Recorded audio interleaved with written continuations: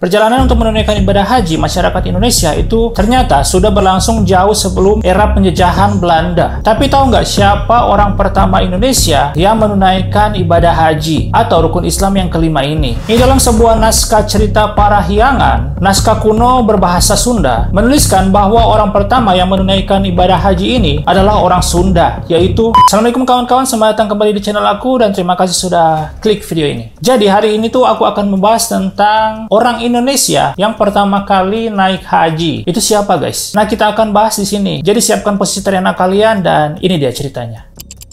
Ini dalam sejarah perkembangan Islam di Indonesia terdapat catatan sejarah yang menyebutkan orang yang pertama kali naik haji itu adalah orang Sunda, guys. Memang ini kisah pertama kali naik haji itu adalah beberapa referensi, bisa jadi lebih dari satu kisah, guys. Namun jika ditarik pada tahun keberangkatannya, bisa jadi orang Sunda inilah yang pertama kali naik haji. Nah, ini dengan mengetahui orang Indonesia pertama kali naik haji itu setidaknya akan terkumpul informasi tentang sejarah dan tokoh berpengaruh dalam perkembangan Islam di Indonesia, guys. Akan terungkap juga itu bagaimana proses awal pengintegrasian tradisi Islam seperti ibadah haji ke dalam budaya dan kehidupan masyarakat Nusantara ini. Nah, kita masuk ke identitas siapa sih orang pertama yang melakukan ibadah haji ini? Orang Indonesia pertama ya. Ini menukil Islam.co, ibadah haji itu dahulu sangat susah dilaksanakan, guys, di Indonesia. Hal ini tuh karena pada masa itu moda transportasi tidak semudah sekarang, ya kalian tahu itu. Oleh karena itu hanya orang-orang tertentu yang bisa naik haji pada zaman dahulu. Apalagi di Indonesia itu jarak dari Indonesia itu ke Tanah Suci itu jauh banget, guys. Itu membuat beberapa orang pada masa lampau itu harus berpikir ulang jika mau naik haji. Nah, ini dalam sebuah cerita Parahyangan, naskah kuno berbahasa Sunda itu menuliskan bahwa orang pertama yang menunaikan ibadah haji itu adalah Brata Legawa, putra kedua Prabu Pangandi Paramata Jaya Dewa Brata. Dia itu berkuasa pada tahun 1357 sampai 1371. Penguasa kerajaan Galuh, salah satu kerajaan Sunda. Nah, ini pendapat itu berbeda dengan versi Muhammad Saleh Putu Hena yang menyatakan bahwa ibadah haji ini itu dilaksanakan sejak abad ke-16. Juga dengan Martin van Brunissen yang menyatakan bahwa ibadah haji itu telah dilaksanakan pada abad ke-17. Jadi di sini tuh banyak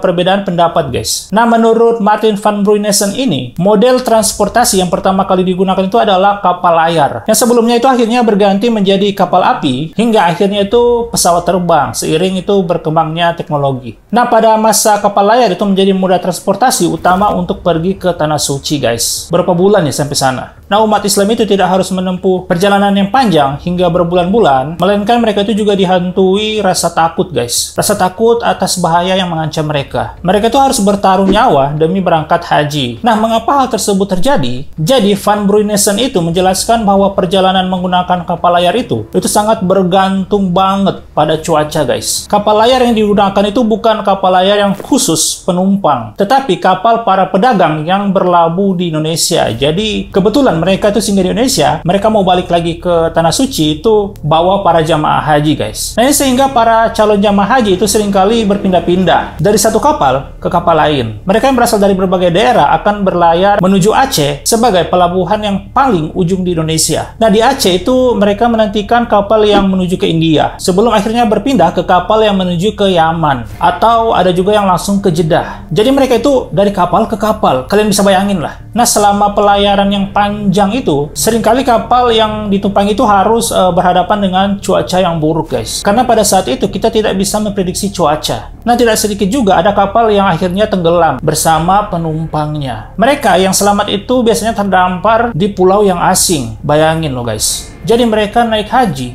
bertaruh nyawa, lillahi ta'ala. Nah, ini bahaya lainnya itu yang dapat mengancam adalah para bajak laut yang berada di perairan sepanjang rute pelayaran. Sampai sekarang bajak laut itu masih ada, guys. Kalau sekarang itu sebutannya apa ya? Begal laut. Mereka itu akan merampas harta para calon jamaah ini. Kasihan banget, guys. Bahkan tak jarang ada awak kapal juga melakukan hal yang sama. Nah, ini masih menurut penjelasan Van Brunissen, dalam rentang tahun 1853 hingga 1858, pemerintah kolonial Belanda itu mencatat bahwa jumlah orang yang kembali ke tanah air tidak sampai setengahnya. Itu selisih yang cukup banyak, guys. Nah, selisih yang cukup banyak itu juga disebabkan adanya jamaah haji yang memilih menetap di Mekah. Namun, jumlah korban yang meninggal di perjalanan itu juga tidak sedikit, guys. Sejak dibukanya terusan Suez pada tahun 1869, jumlah kapal yang berlayar di Indonesia meningkat. Hal ini tuh membuat perjalanan haji itu lebih cepat lah. Karena para jamaah haji itu tidak perlu menunggu kapal yang akan ditumpangi terlalu lama. Nah, setelah itu mulai ada kapal layar yang khusus untuk mengangkut para jamaah haji ini, guys. Jadi seiring waktu berjalan, mereka mulai mengutamakan jamaah haji ini. Nah, ini dari kisah perjalanan haji yang dipaparkan oleh Van Bruynesen ini terlihat bahwa banyak tantangan yang harus dihadapi, guys. Nggak kayak zaman sekarang ya sudah dimudahkan. Namun, hal tersebut itu tidak menghalangi tekad mereka ya. Mereka siap bertaruh nyawa demi berangkat haji. Jadi mereka sudah pasrahkan kepada Allah Subhanahu wa Ta'ala. Nah, Van Bruynesen itu melihat ada hikmah di balik sulitnya melakukan perjalanan haji pada masa itu. Ini terdapat nilai sosial tinggi di dalamnya, yaitu ketika